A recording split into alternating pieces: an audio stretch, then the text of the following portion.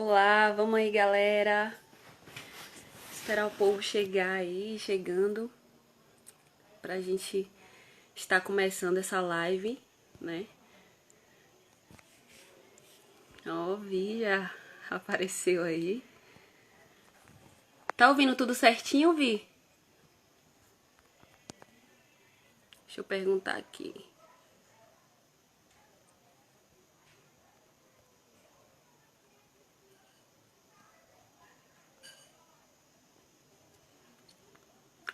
Então, deixa a gente aguardar um pouquinho mais o pessoal chegar, pra gente já começar.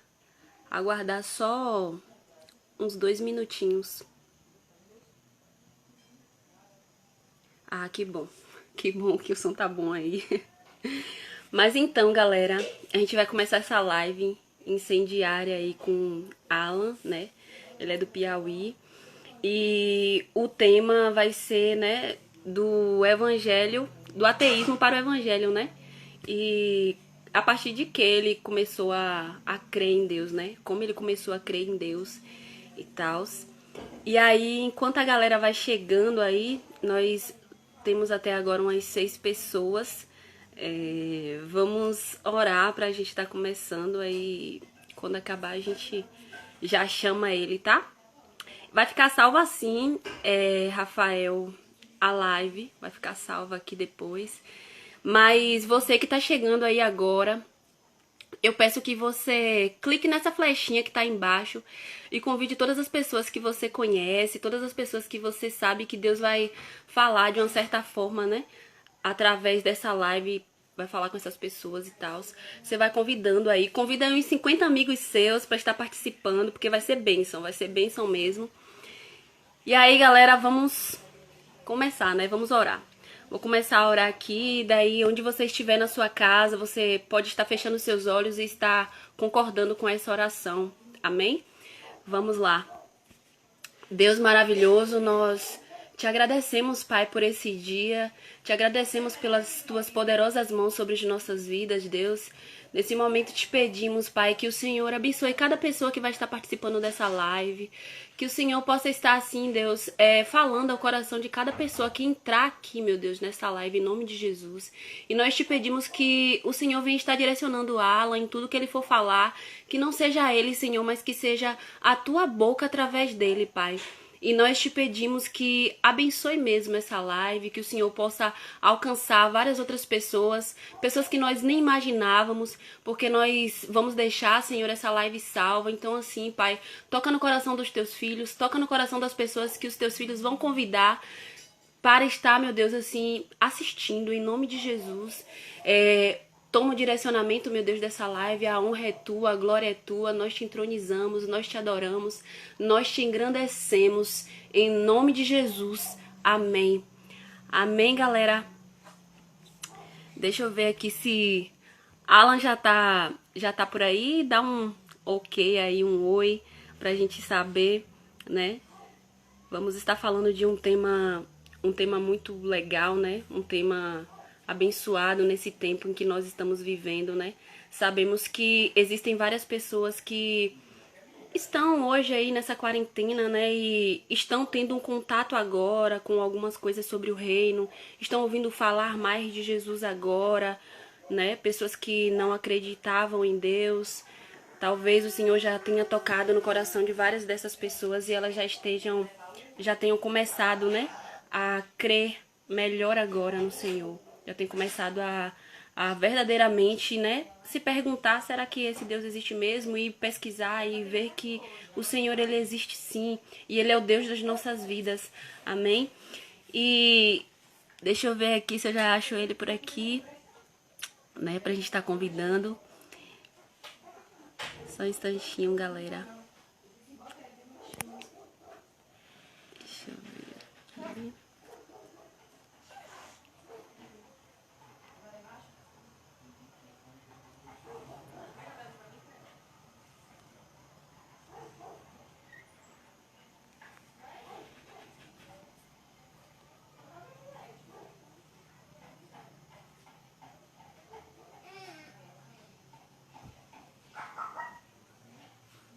Vai estar já convidando o Alan, ele já tá recebendo aqui a chamada. Oi, Alan, paz. Amém. Boa noite. Boa noite. Já fez a oração, não sei se você já estava acompanhando, Ah, eu mas fui o primeiro que entrou estou aqui. aqui pela sua Depois de você, eu vida. fui o primeiro. Tudo bem com você, né? Tudo ótimo, obrigado. Amém. Então, galera, a gente vai estar começando, né? Alan, a palavra é sua, né? Deus te use aí, em nome de Jesus. Ah, Tá? antes de Alan começar, você que está entrando aqui, você pode estar fazendo as perguntas aqui nos comentários, eu vou estar monitorando aqui. No finalzinho, antes de Alan acabar, ele vai estar respondendo algumas perguntas, tá, galera? Alan, a palavra é sua. Perfeito, beleza. Muito bem, pessoal. Prazer estar com vocês aqui, pessoal do Jequié. Estou com meu amigo Anderson aqui, a quem eu discipulo aqui em Teresina, e ele esteve no projeto lá em Maringá com vocês. Estava Que falando de legal. vocês agora. Então, é um prazer estar com vocês aqui, pessoal do Jequié e outras pessoas de outros movimentos que possam estar assistindo agora ou depois. E, enfim, todo mundo que estiver aqui, grande abraço, é um prazer estar com vocês. Amém. Bom, O prazer é nosso.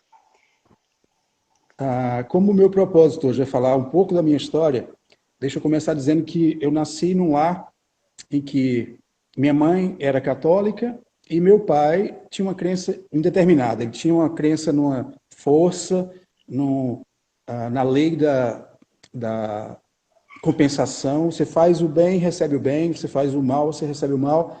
E ele acreditava nisso. E então, durante muitos anos, eu cresci e a gente não ia para nenhuma igreja, nem nada. Lá em casa éramos 3 irmãos. Mas quando eu completei uns 8 anos, a minha mãe decidiu que era hora de. A gente estava numa cidade que já fazia 3 anos, a gente mudava muito, meu pai era bancário, a gente mudava com frequência. Então, com uns 8 anos, minha mãe decidiu que era hora de fazer a primeira comunhão, me levar para a igreja e tal. E eu fui, comecei a ir para a igreja lá, comecei a fazer, fui coroinha, comecei a fazer, fiz a primeira comunhão, fiz o curso lá para fazer a primeira comunhão, e fiz a primeira comunhão e tal. E aí, depois de algum tempo, a gente mudou de cidade, dessa cidade pequena para uma cidade um pouco maior. E lá eu fui para estudar num colégio melhor e tal, tinha aula de ciências, que não tinha visto ainda, não lembrava de nada de ciências nas outras escolas. E era uma professora no colégio católico, e era uma freira, minha professora de ciências. E ela me disse uma coisa muito chocante um dia. Ela disse que o céu era azul por causa do oxigênio, que a luz passava pelo oxigênio, e o processo de refração tornava o céu azul. E o pior do que isso, ela disse, as nuvens são formadas por gases, e elas são só um amontoado de gases e tal. E aquilo para mim foi um tapa na cara, porque eu pensava que o céu era onde Deus morava, e as nuvens eram onde os anjos ficavam tocando harpa e tal. Então, eu tinha uns 9 anos nessa época, já para fazer 10 anos, e aquilo destruiu a minha teologia infantil. Acabou o que eu acreditava até ali. Mas aí eu comecei a me interessar por ciências. Pouco tempo depois, eu li um livro que caiu nas minhas mãos, por acaso, um menino, um amigo lá da rua tinha um livro sobre ciências, falava sobre o espaço, falava sobre as galáxias e tal, e sobre os planetas, e eu me interessei por aquilo. E, enfim, passou-se o tempo, a gente mudou de cidade outra vez, meus pais compraram uma coleção sobre mitologia grega, eram 3 livros, muito bem bonitos, bem luxuosos, e contavam as histórias da mitologia grega lá, de Homero, de Hesíodo, e aí eu comecei a ler, eu gostava muito, já nessa época eu gostava de ler, estava assim, devorando o que eu podia encontrar, e gostava de histórias, procurava histórias. Minha mãe era professora de português, tinha muitos livros de português em casa, e eu lia aqueles trechos de outros livros que tinha no livro de português lá, de todas as séries. E quando acabei de ler tudo isso, tinha lá os livros de mitologia. Me interessei por ler, e era nada mais, nada menos do que um livro de histórias. Comecei a ler as histórias e comecei a me interessar. E aí eu comecei a pensar que se os seres humanos tinham criado aqueles deuses ali, por que não terem criado também o Deus que eu acreditava? Que já tinha sofrido um abalo lá na minha aula de ciências, a minha crença nesse Deus. Um arranhão, não foi um abalo, mas um arranhão. Um dia, Estava numa praça lá na rua, passou um menino que morava perto lá de casa, a gente estava conversando, e ele falou, não sei o que, Deus. E eu, para provocar ele, disse assim, Deus nem existe. E eu fiquei pensando, fiquei esperando cair um raio, ou ter um terremoto, alguma coisa, não aconteceu nada disso, né? Mas eu pensei, aí ele foi embora, o menino foi embora, eu pensei, ele foi lá para casa, ele vai dizer para minha mãe que eu disse que Deus não existe, quando eu chegar em casa eu vou levar uma surra tão grande, e fiquei preocupado, fiquei adiando a hora de voltar para casa. Quando eu voltei para casa, estava tudo normal, minha mãe nunca soube dessa história, e eu pensei, talvez Deus não exista mesmo. Interessante. Vou começar a colocar minha crença na racionalidade e na ciência. Eu tinha uns 12 anos nessa época. E comecei a fazer isso. Comecei a tentar levar uma vida mais racional possível. Se vocês já assistiram a Jornada nas Estrelas, lembro do Sr. Spock, que ele era bem racional, tudo que ele pensava, procurava eliminar todas as emoções e tal. Então, eu procurava ser assim. Tudo que eu fazia tinha que ser racional, tinha que eliminar tudo que não fosse racional da minha vida e tal. E comecei a minha jornada, que eu pensava que estava sendo para longe de Deus, comecei a colocar a razão e a ciência como a explicação, melhor explicação para tudo que poderia haver. E quanto mais eu estudava ciências, mais eu me encantava e mais aquilo parecia realmente ser a resposta de tudo. Havia um encantamento nos livros de ciências daquele tempo, um encantamento muito grande com a perfeição que as coisas, como as coisas eram tão bem criadas, bem criadas é um eufemismo, mas assim, como as coisas eram bem adaptadas para a nossa sobrevivência. Claro que hoje esse é o discurso do design inteligente que eu abraço, mas naquela época era o discurso do evolucionismo, do darwinismo, enfim. E aí eu fui nessa. Mais ou menos lá pelos 17, 18 anos, eu li um livro que me chamou muita atenção, chamava A Fome do Tigre, era um livro de um francês, chamado René Barjavel, e a tradução era da Clarice Lispector. Caiu por acaso também esse livro na minha mão, e ele falava muito sobre isso, sobre a possibilidade de como o mundo era criado, não era criado, mas eu estou usando essa palavra porque, enfim, mas como o mundo o modo como o mundo funcionava mostrava um maravilhamento, uma coisa tão impressionante que não podia ter sido por acaso aquelas coisas. E aquilo me chamou a atenção e foi sedimentando na minha cabeça. Bom, eu entrei na universidade, fui estudar filosofia, eu queria ser psicanalista, não tinha curso de psicologia aqui em Teresina na época, eu descobri que psicanálise era um curso era uma espécie de pós-graduação, você tinha que se formar primeiro em alguma outra coisa depois da psicanálise. Como não tinha psicologia, eu procurei o curso que fosse mais próximo, que eu achava, e achei filosofia. Comecei a estudar filosofia, e lá pelo terceiro ano, na primeira disciplina que eu peguei, que era uma disciplina de introdução à metodologia científica, eu li um texto de um filósofo inglês britânico chamado Karl Popper. E ele dizia nesse texto que o senso comum, a ciência e a religião, não era o senso comum, a religião, a ciência e a filosofia, todos tinham uma base comum, que era o senso comum. Aquilo para mim foi como se ele estivesse dizendo, não digo que ele disse, mas foi para mim como se ele estivesse dizendo assim, que se as três tinham a mesma base, não haveria uma hierarquia entre elas. Eu tirei essa conclusão a partir daí. E comecei, então, a olhar com mais respeito para os cristãos, para os religiosos. Voltando um pouquinho, algum tempo antes eu tinha conhecido um grupo de pessoas que estavam construindo uma igreja batista perto da casa do meu pai, e era um pessoal que eram americanos, e nessa época eu estava estudando inglês. Eu queria muito praticar meu inglês, e eu comecei a conviver com esse pessoal. Quando eles terminaram a construção, era um grupo de 22 americanos, lá do norte dos Estados Unidos. Quando eles terminaram a construção, foram embora, ficou o missionário que morava no Brasil, morava em Teresina, e ele tomava conta dessa igreja. E ele passou a me convidar para um clube de inglês nas quartas-feiras, que eu ia. Depois ele passou a me convidar para ir para a casa dele, e aí eu fiz amizade com a família dele e tal. E ele era pastor. E depois de algum tempo, uns 2 ou 3 anos depois, ele começou a me convidar para interpretar para grupos que vinham para evangelizar aqui em Teresina. Então eu fiquei numa situação, já em 92, comecei a fazer isso, e eu estava numa situação em que vinham os americanos, eles vinham para evangelizar, eles falavam um plano de salvação para alguém, e eu é que interpretava, eu falava para os brasileiros o plano de salvação, sem acreditar em nada daquilo. Não acreditava em Deus, não acreditava. Eu achava que quem acreditava em Deus, quem era crente, era um tipo de pessoa muito obtusa, uma pessoa que não tinha nenhum entendimento. A primeira vez que eu conheci uma senhora da minha igreja que era médica, eu fiquei chocado. Mas como é que essa mulher foi para a universidade? Ela estudou e ela é crente? Como é que pode? Esse processo, entre conhecer esses americanos que estavam construindo essa igreja perto da minha casa, e o dia que eu realmente entreguei minha vida para Jesus, demorou 7 anos. Então, nesses 7 anos, eu fui convivendo, não confiava, não acreditava, e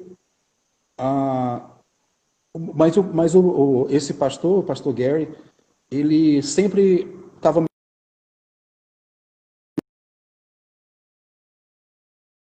me afastava, só ia na casa dele de vez em quando e tal, ou ia no clube de inglês. Mas o fato é que eu comecei a ser exposto ao evangelho. Depois de um tempo, aí eu tive essa experiência lá com o Karl Popper na universidade, porque a crença que a gente tinha na universidade, ou que eu pelo menos tinha, o que eu fui ensinado, é que havia uma hierarquia de conhecimentos. E que a ciência era um dos... a ciência desse pastor é fantástica. Depois eu conto uma história sobre isso. E ele foi... Lá na universidade, se acreditava que havia uma hierarquia entre os conhecimentos. E que você começava lá embaixo, com o senso comum, depois vinha o mito, a religião, depois a ciência, que era bem mais evoluída, a filosofia e a ciência, assim por diante. Então, esse texto do Karl Popper me fez ver, ou pelo menos eu tive essa impressão, de que não havia uma hierarquia, que se os três tinham a mesma base em comum, os três eram igualmente válidos. E eu comecei a respeitar mais as pessoas que acreditavam em Deus e que eram crentes. Então eu cheguei à conclusão, depois de um tempo, que o que os batistas diziam lá fazia muito sentido. E eu pensava, se Deus existisse, ele deveria ser como esses batistas dizem, porque não tem pontas soltas. Nada do que eles dizem se contradiz. E eu achei aquilo interessante, mas não era nada do que eu queria para a minha vida. Eu morreria de vergonha se eu tivesse me convertido. Eu pensava na ideia de um dia contar para alguém que eu tinha me convertido, mesmo depois que eu me converti, eu tinha vergonha de contar para as pessoas, para meus amigos ou para o pessoal da universidade, que eu tinha me convertido. Aquilo para mim era uma coisa muito absurda. Bom, passou-se o tempo e, então, como eu disse, depois de uns 3 anos eu cheguei à conclusão de que os batistas, se Deus existisse, devia ser como eles estavam dizendo. Fazia sentido o que eles estavam dizendo. E o que eu estava procurando na minha vida era sentido. Eu queria entender o mundo, eu queria entender como é que as coisas funcionavam. Estava amando filosofia por causa disso, e porque filosofia me dava um sentido, fazia entender como é que a gente tinha chegado a pensar como a gente pensa hoje, e assim por diante. Mas eu era cada vez mais apaixonado pela ideia de controlar a minha própria vida. Eu não queria entregar o controle da minha vida para ninguém. Eu vivia na ilusão de que eu poderia controlar a minha vida melhor do que ninguém, usando a razão. Que eu, sendo racional, eu poderia ter uma vida perfeita dentro do que eu planejava ter.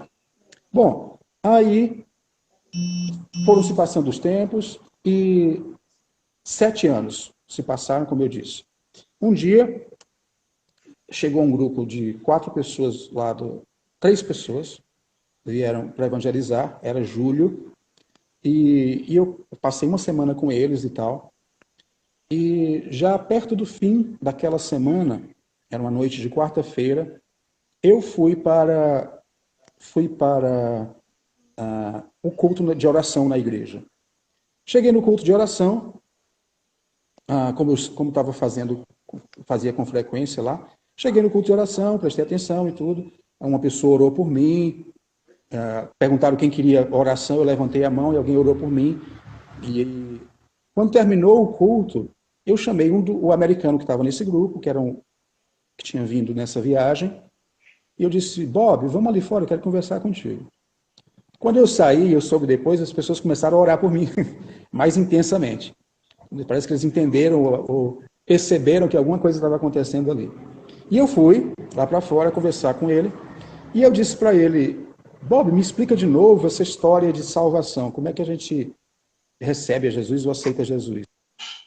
Aí ele me explicou pela milésima vez, nesses 7 anos eu tinha ouvido isso aí infinitas vezes, porque tanto eu ouvia para interpretar para os brasileiros, como eu ouvia de alguém pregando nos cultos, como eu ouvia de pessoas que queriam que eu realmente conhecesse a Jesus e tivesse um relacionamento com ele. Bom, eu chamei o Bob, perguntei a ele, e ele me explicou de novo. E aí eu fiquei chocado com o que ele me disse. Eu disse, ei, mas espera aí. O que ele me disse foi uma coisa de uma simplicidade tão grande, porque eu sempre pensei que para aceitar Jesus, eu tinha que ou deixar de fazer coisas, ou passar a fazer coisas. Então eu tentei argumentar com ele. Eu achava que ele estava errado. Não podia ser tão simples assim. Eu digo, não, isso aqui está simples demais, Bob. Olha, eu comecei a enumerar as coisas que eu achava impossíveis eu fazer. Ele disse, olha, Bob, eu não saberia orar em público, eu ficaria morto de vergonha. Eu não acredito na Bíblia. Não acredito na Bíblia. Então eu não poderia ser cristão, porque eu não acredito na Bíblia. E eu falei mais algumas coisas que eu achava impossíveis de acontecer na minha vida. Aí ele olhou para mim e disse, olha, não, você entendeu tudo errado. Tudo que você precisa fazer é se arrepender. Todas essas coisas, acreditar na Bíblia e você aprender a orar em público, e todas as coisas que eu mencionei. Ele disse, essas coisas vão acontecer com você, vão ser uma transformação que vai ser provocada pelo Espírito Santo depois que você se converter. Você não precisa ser assim para ter Jesus no seu coração. Para ter Jesus no seu coração, você só precisa se arrepender. Você precisa dizer para Deus, numa oração, que você é pecador, que você não consegue resolver o problema do pecado por você mesmo e que você precisa dele para remover o seu pecado. E a partir daí, o Espírito Santo vai entrar na sua vida, no seu coração. E ele vai começar a trabalhar em você e ele vai te fazer entender e viver outras coisas que você está achando impossíveis. Eu fiquei chocado, aquilo parecia simples demais. 2 semanas antes, eu tinha encontrado no supermercado, por acaso, uma mulher que era psicóloga. Veja, eu queria ser psicanalista, então psicóloga era alguém que eu estava no topo da minha lista de pessoas que eu admirava. E ela tinha sido parte dessa igreja por um tempo e recentemente ela tinha saído. Eu encontrei com ela e tudo, e ela falou comigo lá no supermercado, e ela disse assim, e aí, ela tá indo para a igreja? Eu disse, ainda vou de vez em quando e tal. E aí eu disse, e você não está mais indo? Não, ela explicou lá por que não estava indo e tal. E aí, quando ela já estava indo embora, se despediu, ela disse, virou para trás e disse, e você? Quando é que você vai aceitar Jesus? Aí eu sorri, com um pouco de sarcasmo, e eu disse, não, nunca, isso não é para mim. 2 semanas antes. 2 semanas antes de Jesus entrar no meu coração. Eu falei isso para ela, nunca, não é para mim. E aí, lá estava eu naquela noite de quarta-feira conversando com o Bob, e ele explicou e pareceu muito fácil. E aí, eu disse, o que é que eu tenho que fazer? E ele disse, vamos fazer uma oração, você repete o que eu estou falando. E eu fiz aquela oração naquele momento. E quando terminou a oração, eu me senti igual quando eu tinha 12 anos. Eu pensei, não teve nenhum terremoto, não teve fogos de artifício, não teve nada estrondoso aconteceu. Tudo bem, foi só, eu continuei exatamente igual ao que eu estava antes. Nada mudou dentro de mim, eu não percebi nenhuma mudança. Então, eu continuei com os americanos. A gente, no dia seguinte, 2 dias depois, a gente estava indo para uma igreja, aqui num bairro de periferia, que a gente fazia a EBF, Escola Bíblica de Férias com Crianças. E o meu papel lá era interpretar, mas nesse dia eu não estava interpretando, não ia interpretar nada para ninguém. Então, meu papel era pegar o lanche das crianças, depois que elas terminassem, e levar para elas. Então, uns 15 minutos antes de acabar a aula que estava sendo dada por um brasileiro lá na frente, na igrejinha. Eu fiquei lá observando. Tinha uma amiga minha estava lá na igreja. A igreja era bem pequena, estava lá na frente com as crianças, e eu fiquei encostado na parede lá atrás com essa minha amiga. Faltando bem pouquinho para terminar, ela pegou e saiu. E eu fiquei sozinho. Então, sem nada para fazer, eu comecei a prestar atenção no que o rapaz estava falando, o missionário estava falando lá na frente, o pastor. E ele falando com as crianças, e ele terminou de contar uma historinha e começou a fazer perguntas, que ia animar as crianças antes do lanche. Aí ele disse para elas assim: sim, deixa eu contar o que... Esse foi o primeiro pequeno milagre que eu vi, eu presenciei. Lembrem-se que eu tinha dito que eu não acreditava na Bíblia, né? Então esse foi meu primeiro pequeno milagre. Eu chamo de pequeno porque foi uma coisa muito pessoal, mas não é nenhum milagre pequeno de verdade, né? Então ele pegou, o nome dele era Valdinar, ele disse lá na frente para as crianças: crianças, vocês acreditam em Deus? Eu levantei os olhos e prestei atenção no que ele estava dizendo nesse instante. E aí eu pensei de brincadeira comigo: eu acredito em Deus também. As crianças: sim, sim. E eu pensei: eu acredito, já faz 2 dias que eu fiz minha decisão, então eu acredito em Deus. Muito bem. Aí ele perguntou depois: crianças, vocês acreditam na Bíblia? E as crianças: sim, sim, naquela animação toda, né? Aí eu: agora também já forçou a barra demais. Acreditar em Deus tudo bem, mas acreditar na Bíblia eu não acredito não. E aí, do nada, o cara estava de cabeça baixa, olhando para as crianças, ele levantou os olhos, olhou através daquela salinha que era o local onde as crianças estavam reunidas, olhou para mim, lá do outro lado, encostado na parede, e ele disse: e você, Alan, você acredita na Bíblia? Ele não esperou resposta, ele só baixou a cabeça de novo. E eu colei na parede, eu pensei: cara, esse cara está lendo meus pensamentos. Eu fiquei chocado com aquilo, não, alguma coisa sobrenatural aconteceu aqui. Eu parei e eu pensei: não, eu tenho que acreditar. A partir de hoje eu vou acreditar na Bíblia. E de fato, eu tomei aquela decisão antes de acreditar. Mas eu decidi que eu ia acreditar. Depois eu comecei meu discipulado com o pastor americano que ficou aqui em Teresina. Ele morreu ano passado e ele começou a me discipular. E uma das primeiras coisas que ele me ensinou foi que eu tinha que ler a Bíblia. Primeira vez que eu li a Bíblia inteira, demorou 3 anos. Chegavam lá em Crônicas, eu passava 6 meses sem conseguir terminar de ler. Pulava, eu queria pular os capítulos, ele diz: não, você vai encontrar coisas, Deus vai te mostrar coisas, inclusive, lá naqueles trechos de Crônicas, onde só tem genealogia e tal. Enfim, e aí eu li a primeira vez, depois de 3 anos, eu terminei de ler a primeira vez, e li de novo, e tenho lido de lá para cá. Então, a minha decisão, a minha mudança de vida, ela foi muito... Passei por Levíticos também. A minha decisão, a minha mudança, ela foi muito racional. Ela não foi... Uma vez eu estava no Uber e ele tinha um livro do Nietzsche dentro do carro. E eu puxei conversa para ele. Nietzsche, não sei o quê. E aí ele falou: é porque eu gosto muito de ler, eu gosto de ler essas coisas, eu sou uma pessoa que gosta muito de aprender, e eu leio essas coisas para combater pessoas que acreditam em Deus, porque eu acho que isso é para mostrar para elas que elas estão erradas, porque eu acho que essas pessoas são muito tão erradas e tal. Eu disse: que interessante, me fale mais sobre isso. Aí ele disse: pois é, eu não acredito em Deus de jeito nenhum e tal, e tal, e tal. E aí depois que ele falou muito dele, ele passou a se interessar pela minha história. Ele disse: e você? Você tem alguma crença e tudo? Ele disse: pai, eu sou cristão. Ele disse: ficou, já arregalou os olhos. Ele disse: e você faz o quê? Eu sou professor. Professor, de quê? Eu digo: de filosofia. Ele ficou assim, com os olhos arregalados, parecia 2 ovos cozidos os olhos dele. Aí ele disse: professor de filosofia, acredita em Deus? Eu digo: acredito sim. E aí ele disse: mas como? Como é que isso é possível? E eu contei um pouco do meu testemunho para ele. E eu lembro também do meu irmão, que uma vez, meu irmão era ateu também, meus 2 irmãos eram ateus, e uma vez o meu irmão disse, eu chegava lá na mesa de jantar e ele ficava querendo, me provocando, falando coisas contra a Bíblia, que não sei o que a Bíblia é isso, é aquilo. E eu tentava responder e ele ficava só tirando sarro. Aí um dia eu me cansei daquilo e eu digo: Wesley, faz o seguinte, Se tu quiser aprender sobre a Bíblia, eu te ensino. Mas se tu quiser falar sobre a Bíblia, vai ler a Bíblia primeiro, vai aprender. E funcionou.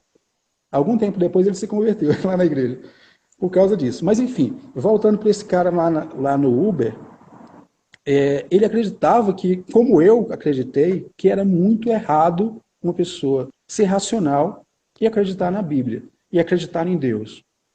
Foi a coisa mais racional que eu fiz, foi dar esse passo de fé. Porque assim, eu disse lá para o Bob naquela noite, ou, aliás, eu disse para mim mesmo naquela noite que eu conversei com o Bob, eu digo, eu quero dar uma chance, quero experimentar. Eu vou experimentar por uns 6 meses. Se nesses 6 meses não acontecer nada que me decepcione, que me afaste daqui, eu vou continuando. Ano passado, fez 24 anos que eu tomei essa decisão. Nesse tempo eu já decepcionei Deus muitas vezes, mas ele nunca me decepcionou. Estudando filosofia, estudando outras religiões, ou conversando com pessoas como esse cara lá no Uber, eu já tive muitas oportunidades de conhecer pensamentos completamente opostos ao que eu acredito. Mas veja só, todas as vezes que eu encontro alguém que não é cristão e que eles tentam me convencer da sua fé, eu converso com eles perfeitamente aberto para entender e aceitar que o que eles dizem pode ser verdade. Eu sempre espero que as pessoas tenham a mesma abertura e a mesma flexibilidade intelectual quando conversam comigo. Mas eu estou assim, eu acredito no cristianismo, acredito em Deus, porque para mim é a verdade. Mas eu estou inteiramente aberto para, a qualquer instante, se aparecer alguma coisa que explique melhor o mundo do que o cristianismo, estou aberto a mudar de ideia. Nesses 24 anos, eu já estive exposto a todo tipo de crença oposta às que eu acredito. E todas as vezes o cristianismo saiu fortalecido, saiu mais forte. Todas as vezes que eu confrontei outras crenças com a minha crença, não é porque eu queira, não é porque eu tenha vontade de manter o cristianismo como a verdade, mas é porque este é o sistema de crenças que mais consegue explicar o mundo à minha volta. Era o que eu buscava quando eu me tornei um ateu. O que eu estava buscando, na verdade, era uma explicação para o mundo. Era algo que me desse sentido para o mundo. E até hoje, nesses 24 anos, eu nunca encontrei uma explicação melhor. A física, ela procura uma explicação, uma teoria que unifique as 4 forças, né? A gravidade, o eletromagnetismo, a força forte e a força fraca, que são nucleares. E que a teoria de tudo é o cristianismo. Através do cristianismo, todas as coisas podem ser explicadas. As ciências, elas se justificam e se explicam no cristianismo. As religiões se explicam e podem ser compreendidas através do cristianismo. As diferentes cosmovisões filosóficas, tudo que você possa imaginar, só pode ser bem entendido e bem explicado através do cristianismo. É a verdadeira teoria de tudo. Então, embora eu esteja aberto para uma outra possibilidade, é cada vez mais difícil que eu encontre algo que seja tão satisfatório intelectualmente e racionalmente como é o cristianismo. Mas é mais do que isso. Não só é uma satisfação intelectual, é um prazer muito grande, espiritual. Hoje eu experimento isso. As pessoas diziam assim, olha, você tem que aceitar Jesus porque você vai ter uma paz muito grande. Você não sabe o que é isso. Uma coisa é você escutar essa frase e ela não ter sentido nenhum para você que não conhece Jesus. Outra coisa é você experimentar, você dar uma chance para Jesus, como eu dei. E eu dizia, eu estou no estágio probatório com Jesus, que eu vou fazer aqui 6 meses. E outra coisa é você experimentar na sua vida. Quando você experimenta, você passa a ter um nível de compreensão do que é essa paz que você nunca vai entender só ouvindo as palavras. É uma experiência que você precisa passar por você mesmo. Se você não experimentar, se você não passar por isso, você nunca vai saber o que é. E você nunca vai saber o que você está perdendo. Portanto, eu recomendo a todas as pessoas têm que experimentar isso.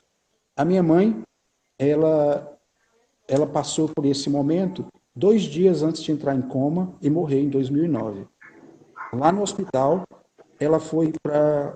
estava já bem debilitada, mas um pastor amigo meu, com quem eu tinha falado, ele foi lá no hospital, no momento que eu tinha saído para comprar fraldas, uma noite, era uma noite de quarta-feira, por uma jesuicidência, eu tinha saído para comprar fraldas para ela que tinham acabado, porque ela já não tinha força para ir ao banheiro, e demorei lá na farmácia, procurando na farmácia, a farmácia aberta, perto do hospital. Quando eu voltei, o pastor já tinha passado lá, esse meu amigo, tinha passado lá, já tinha falado com ela, e ela tinha recebido Jesus no seu coração. Então, foi um grande alívio para mim. Quando ela faleceu, 10 dias depois, eu sofri muito com a morte dela, mas foi um sofrimento misturado com alegria, de saber que ela teve o momento dela e que ela teve o encontro dela com Cristo. E que ela foi, ela não morreu em condenação. E essa paz que eu estou falando, essa paz de você saber que a pessoa que você ama também vai para o mesmo lugar que você. Isso é uma coisa que não tem preço. É a minha mãe. Eu espero ainda oro até hoje pelo meu pai. Até hoje. Ele é muito mais cabeça dura do que ela, mas o Espírito Santo é que sabe. Ele já tem 83 anos, vai fazer 84 esse ano. Mas eu tenho a esperança de que Deus também faça a mesma coisa. A obra que ele começou, e começou em mim, começou na minha mãe, que alcance o resto da minha família também. Eu espero isso não somente porque isso é racionalmente a melhor decisão da vida da gente, mas porque espiritualmente é a única satisfação, a única coisa que pode nos satisfazer. A gente não pode encontrar. Não tem outra vida fora disso. A vida que eu pensava que tinha, que eu pensava que era boa, na verdade era uma vida enfadante, era uma vida cansativa. Porque você viver tentando controlar a sua vida é a pior e a coisa mais difícil que alguém pode enfrentar. Por que nós vivemos hoje num mundo em que as pessoas enfrentam a ideação suicida, ansiedade, a depressão? Porque todas essas coisas são consequência da nossa tentativa de controlar a nossa vida. Entregar a nossa vida para alguém todo-poderoso é um passo muito complicado, muito difícil. Mas depois que você faz, você tira um fardo das suas costas. É o que Jesus disse. Venham a mim os que estão cansados e oprimidos, e eu vos aliviarei. Porque o meu fardo é suave e meu jugo é leve. Jesus fez isso comigo. Ele me mostrou a verdade, ele me mostrou que eu só poderia ser feliz desse jeito. E eu não poderia ter uma vida diferente. Eu não conseguiria imaginar ter uma vida diferente. Eu me sinto muito realizado hoje como cristão.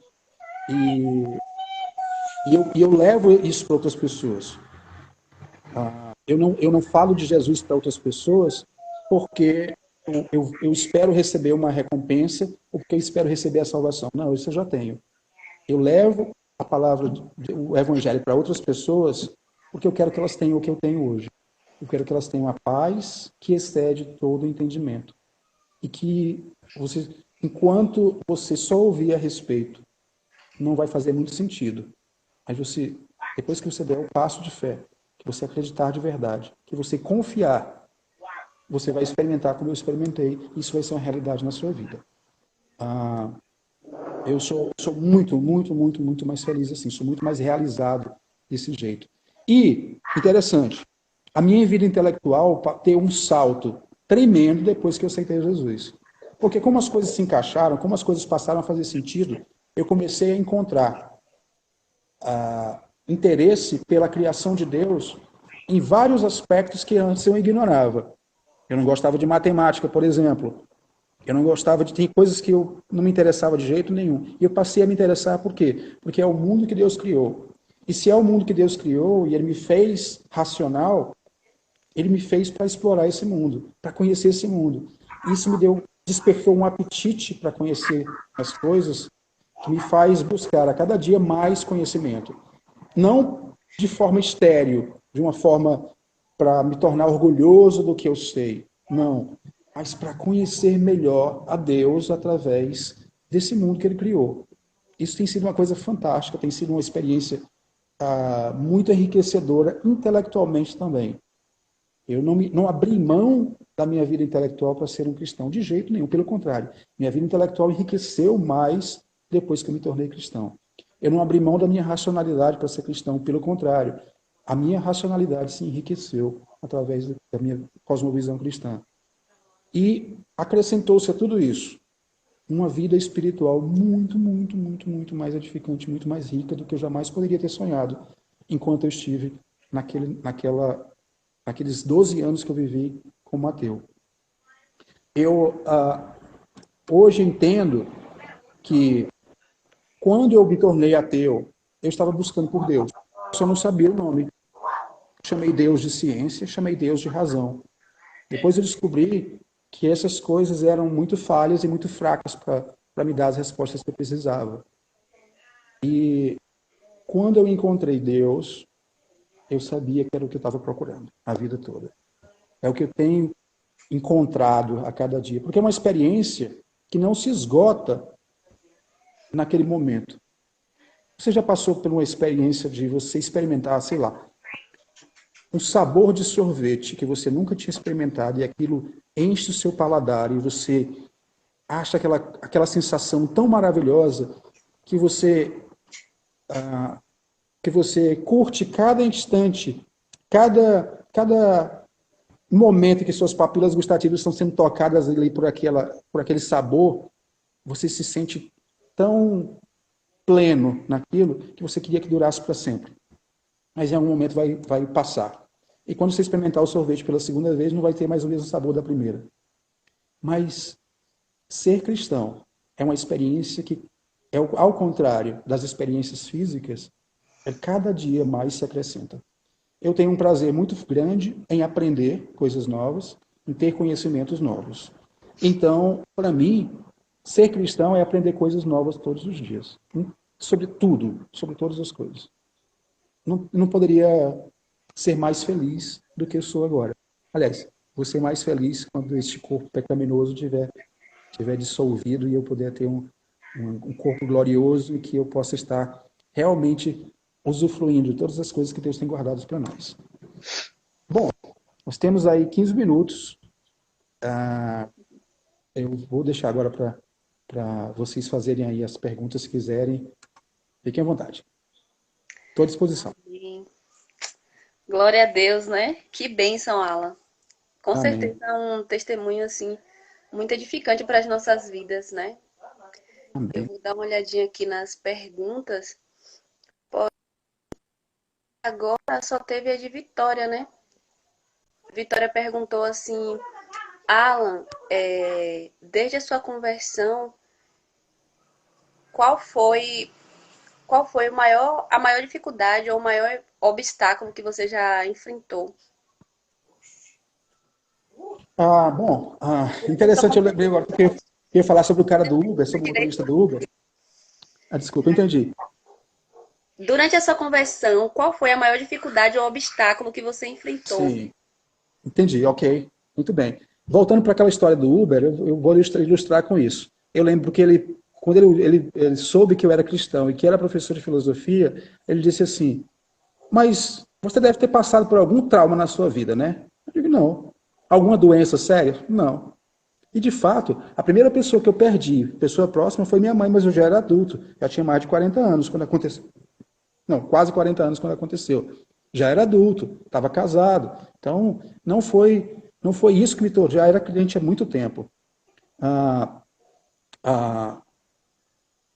Não foi um trauma, não foi uma doença, não foi nada disso que me fez chegar a Cristo. Foi uma decisão puramente racional. Então, qual foi o maior obstáculo na minha vida como cristão? O pecado. O pecado sempre foi o maior obstáculo, porque durante os 4 primeiros anos, especialmente durante os 4 primeiros anos como cristão, eu ainda tentava controlar alguns aspectos da minha vida. E depois eu entendi que eu precisava entregar tudo. Com Jesus é assim, você não pode manter entregar 99% para ele e daí entregar e reter 1%. Não serve para Jesus. Você tem que entregar 100% para Jesus. Quando eu ouvia isso, eu pensava, como assim? Eu vou me anular? Não. Porque quando eu entrego 100% para Jesus, ele pega os 100%, restaura e me devolve 100% restaurados. Então, 99% não serve. O obstáculo mais terrível para mim sempre foi e sempre é a natureza pecaminosa que ainda está na minha carne. É isso. Mas de resto, sei lá, alguma ideia ou outra que se contrapõe ao que eu acredito, tudo, elas duram muito pouco tempo. Porque eu vou lá, dou uma conferida, dou uma estudada. Eu lembro da história do pastor Augusto Nicodemos, ele disse que foi fazer lá, tem um vídeo dele no YouTube contando essa história, ele conta melhor do que eu, mas ele foi tinha feito fazer o doutorado dele, e chegando lá o professor descobriu que ele era cristão, e pegou um monte de livros de ateus e deu para ele ler. Era um trabalho dele lá, era fazer isso, ler esses livros. Ele começou a ler, e em um mês ele estava duvidando da fé dele, e ele estava tendo uma crise de fé. E aí ele pegou, desesperado, mandou uma mensagem para o cara que tinha sido o instrutor dele, o orientador dele de mestrado. E aí explicou a situação. Aí o cara perguntou, qual é os livros que ele passou para você? Ele mandou a lista. Para cada livro que o professor ateu tinha passado, o orientador dele de mestrado passou 2 ou 3 que refutavam aquilo. Então, se você tem alguma dúvida sobre o cristianismo, alguma coisa que você acha que abala a sua fé, deixa eu te dizer, nesses 2000 anos, todas as coisas que alguém pode duvidar do cristianismo já foram respondidas com sucesso. Não tem nada que não tenha sido respondido. Tudo já foi debatido, já foi respondido, tudo. Então não tenha medo. Eu não tenho nenhuma dúvida hoje de que se aparecer alguma questão, se aparecer um alienígena aqui, vai haver uma explicação dentro da Bíblia para isso. E dentro da cosmovisão cristã para isso. Glória a Deus por isso, né? Samuel perguntou aqui, além da Bíblia, claro, você tem algum livro para indicar que fale sobre tudo isso? Bom, teve 2 livros que eu li que mudaram minha visão de mundo, já depois de crente de muito tempo e tal. Eu estava procurando alguma coisa, eu queria fazer um mestrado, mas eu queria em filosofia, mas eu queria algo que fosse voltado para a cosmovisão cristã, para o cristianismo, né? E aí eu fui falar com um pastor americano que morava aqui, também outro, depois que o outro foi embora, morava esse aqui ainda. E ele me deu 2 livros, ele me deu um da Nancy Pearcey, que chama Verdade Absoluta, ele foi publicado pela editora a CPAD no Brasil. Ele me emprestou um chamado Discipular as Nações.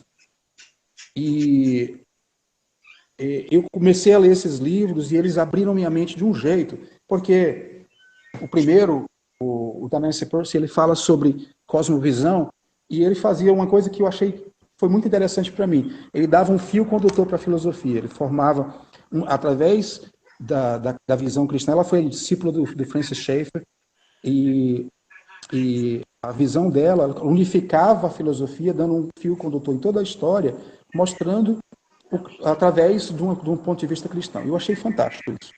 E o outro livro, Discipular as Nações, eu tinha sido socialista na juventude. Nessa época eu já não era mais, mas eu não tinha nada melhor para colocar no lugar. Então esse livro, o Discipular as Nações, ele diz que a cosmovisão cristã é a única cosmovisão que permite a criação de riquezas. Para mim, riqueza era uma coisa que era considerada uma heresia, porque era assim como se fosse, era exploração, riqueza.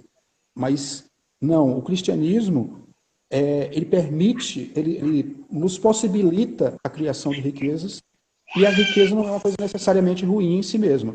Ruim é você idolatrar a riqueza, idolatrar o dinheiro, mas não a riqueza em si. Pelo contrário, a riqueza, ela bem distribuída e ela bem utilizada, ela pode tirar as pessoas da miséria e ajudar muitas pessoas.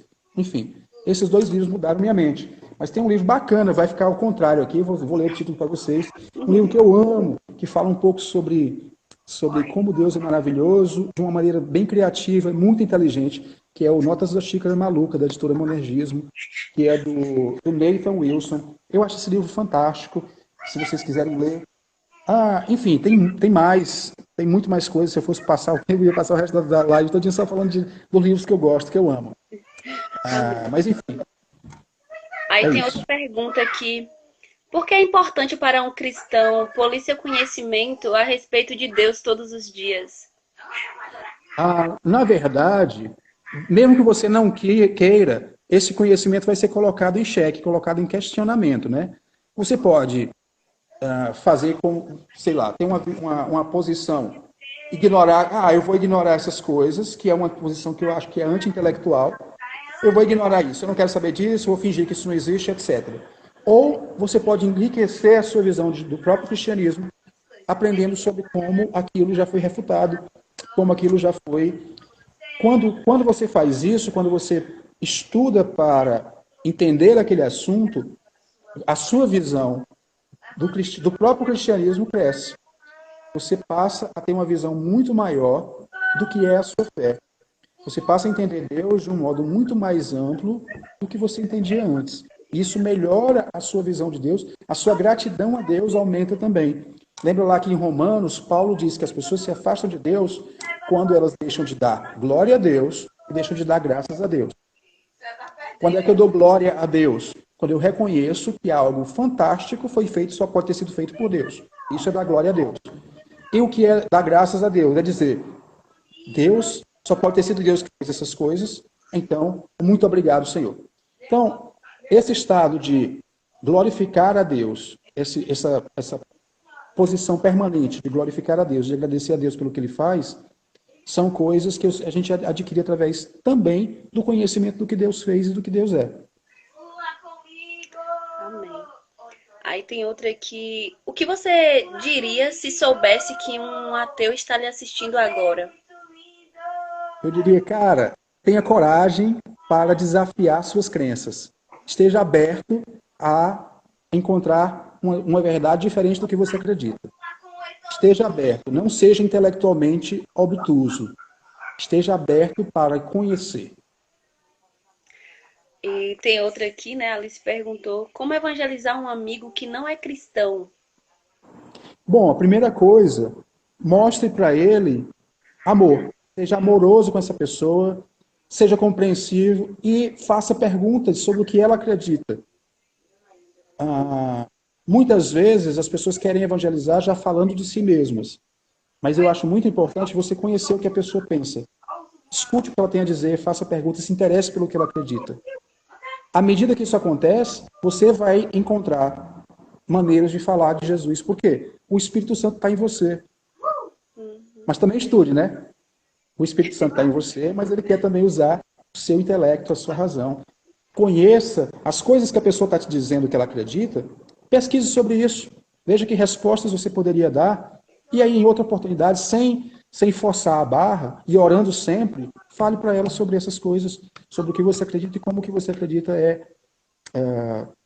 responde a essas questões que ela possa ter, ou dá uma resposta melhor do que a que ela tem na crença dela. Aí tem uma outra aqui, Alan. Ainda assim, você vê a possibilidade de que pode aparecer algo que lhe faça mudar de ideia? Você diz que está ainda aberto a isso? Isso pode ser chocante, mas se eu estivesse fechado para a ideia de uma verdade, da verdade, por exemplo, se aparecesse uma explicação hoje que fosse racionalmente melhor ou mais completa do que o cristianismo, eu estou aberto sim a tê-la. Eu acho difícil que isso aconteça. Quanto mais eu conheço o cristianismo, mais difícil eu acho que isso aconteça. Mas, se eu tivesse fechado para isso, eu não conseguiria nem conversar com uma pessoa que não acredita em Deus. Eu não conseguiria conversar com uma pessoa que tem uma religião diferente da minha. Porque eu ia me sentir tão arrogante a respeito da minha verdade que eu não ia conseguir dialogar com essa pessoa. Então, essa posição de abertura para o outro é o que me permite ter a humildade de entender que a outra pessoa está onde eu já estive. Certo? Eu prefiro ter essa visão aberta para que eu possa me colocar no lugar do outro. Quando eu for conversar com ele, não me sentir superior, ou não demonstrar, ou não parecer que eu sou superior porque eu tenho uma crença, porque eu tenho essa crença. Mas nesses últimos 24 anos nunca aconteceu. Né? Mas tem outra pergunta aqui. Qual a melhor maneira de conversar a respeito de Jesus com um amigo ou algum colega ateu? É isso que, bom, se interesse pelo que a pessoa acredita. Antes de chegar e despejar coisas sobre a pessoa, conheça o que ela acredita, estude a respeito do que ela acredita e estude assim, estude procurando respostas cristãs que já foram dadas para aquele problema, para aquele questionamento. E aí você vai estar, um dia que ela te perguntar, se interessar pelo que você acredita, você vai estar preparado. Uma coisa boa é a perspectiva. A perspectiva é muito bom para você fazer com seus amigos. Por quê? Porque ele deixa a pessoa falar sobre o que ela acredita. Verdade. E aí você pode direcionar a conversa para o que você acredita. E deixa a pessoa decidir se aquilo faz sentido ou não. É o Espírito Santo atuando nela que vai acontecer. Não tenha ansiedade. Não espere converter ninguém. Você não vai converter ninguém. Quem converte é o Espírito Santo. Então, o que você vai fazer é apresentar e esperar que Deus faça o resto. Deixa o resultado com Deus. Essa frasezinha que a gente nunca esquece, né? Verdade, eu Deixa o amo. resultado com Deus. Exatamente. Alguém tem mais alguma pergunta? Até aqui as perguntas encerraram, né? Alguém gostaria de fazer mais alguma? A gente já está encerrando. Eu vou estar orando, agradecendo. E agradecendo também pela vida de Alan. Amém. Amém, né? Não sei, alguém disse aqui, só uma pessoa, o Rafa disse que eu sei que temos que ser racionais, mas os planos de Deus excedem o entendimento, verdade. E a Bíblia diz que virão falsos profetas e eles serão atraentes e etc. Mas não esqueça, você tem o Espírito Santo. Confie em Deus. Confie em Deus acima de tudo. Fique em oração, leia a sua Bíblia. Vocês perguntaram qual é o livro que eu devo ler? É a Bíblia. Se você é cristão, recém-convertido, não leia outro livro sobre o cristianismo que não a Bíblia durante as 3 primeiras vezes. Enquanto você não terminar de ler a Bíblia 3 vezes, de capa a capa, não leia outros livros, não. Sobre cristianismo. Leia ela. Se você estiver íntimo da Bíblia, aí você começa a ler outras coisas. Amém, né? Então, Alan, muito obrigada, tá? Por ter aceitado o nosso convite. Pra Um gente, grande assim, prazer. você disse que foi um prazer, né? Aceitar o convite. Pra gente foi um prazer, assim, ter você, né? Nessa live, nessa E eu que noite. agradeço. E nós só temos mesmo a agradecer e orar mais pela sua vida, né? Amém. E eu vou estar orando, agradecendo, tá? Amém? Amém. Amém. Deus maravilhoso, nós te agradecemos, Senhor, por essa live. Te agradecemos pela vida de Alan, Pai. Nós te pedimos que o Senhor esteja abençoando cada vez mais a vida dele, a vida da família dele, Pai. E que cada vez mais ele venha estar com o coração, né, apto a servir, meu Deus, quando se diz respeito ao teu reino. Como ele aceitou o nosso convite, Deus, pronto, né, a estar nos ajudando nessa live, que o Senhor possa estar abençoando cada vez mais a vida dele. Nós te agradecemos por esse dia, te agradecemos por cada pessoa, meu Deus, que participou desta live, e desde já Amém. nós já te agradecemos pelas pessoas que irão ainda assistir, Pai. Muito obrigada pela tua presença, muito obrigada, meu Deus, por ser tão bom para conosco, por ser esse Deus que nos ama, esse Deus, Pai, que nos resgata, né? Esse Deus que faz questão de que a gente conheça o seu amor afinco e de que a gente tenha um relacionamento contigo. Nós te agradecemos, Pai, em nome do teu filho amado Jesus. Amém. Amém. Galera, muito obrigada pela presença de vocês. E Alan, a gente vai se falando, tá? Deus abençoe cada vez mais. E um beijão aí pra você, pessoal da sua família e o pessoal do Piauí aí. Tchau, Só mais tchau. uma coisa. Espera aí só um instantinho. Eu Sim. esqueci de avisar. Amanhã tem live na Cru Teresina com a Liege de novo. O segundo treinamento dela vai ser amanhã, tá bom, gente? Às 8 horas. 8 horas, 20 horas. Participe aí, galera, viu? Tá ouvindo já? Tem que se encher do espírito aí nesse tempo de quarentena, né? Se encher de conhecimento. Amém. Deus abençoe vocês. A live vai ficar salva. Você pode estar assistindo depois. Tchau, tchau.